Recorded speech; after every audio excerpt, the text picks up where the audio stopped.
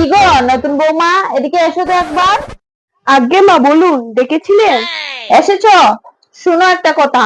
বউ ভাতের দিন অনেক লোকজন ছিল, তাই তোমাকে বলতে পারিনি। তোমার জেঠি শাশুড়ি তো বলছিলেন তোমার গহনাগুলো নাকি নকল। আমারও তো দেখে একটু সন্দেহ সন্দেহ লাগছিল, তখন কিছু বলতে পারিনি। এখন যাও তো, তোমার গহনাগুলো আনো তো দেখি আসল না নকল, দেখি তো যাচাই করে। যাও আনো গিয়ে, দেখি তোমার বাপের বাড়ি থেকে নকল গহনা দিয়েছে না আসল গহনা দিয়েছে। আনছি মা। মা, এই নিন।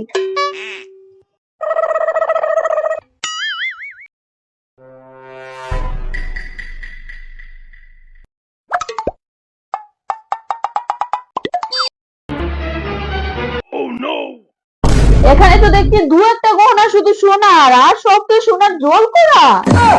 যেগুলো সোনার গহনা ওগুলো আমার মা বাবা দিয়েছেন, আর বাকিগুলো তো ঘটক কাকু এনে দিয়েছে। কি? ঘটক?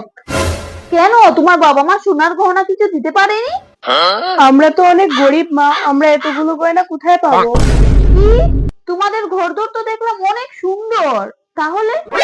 ওটা তো আমাদের বাড়ি না, ওটা তো আমার মাসির বাড়ি।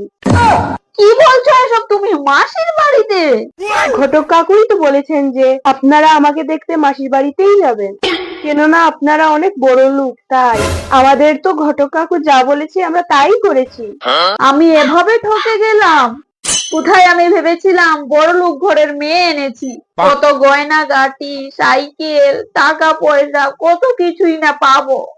আর এখন দেখো হাড় হাবাতে ঘরের গরিব মেয়ে আমাকে গছিয়ে দিয়েছে। এ আমার সাথে কি হলো গো?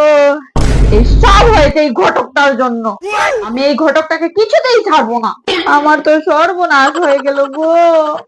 ঘটক কাকু ওনাদেরকে কিছুই বলেনি, এবার কি হবে?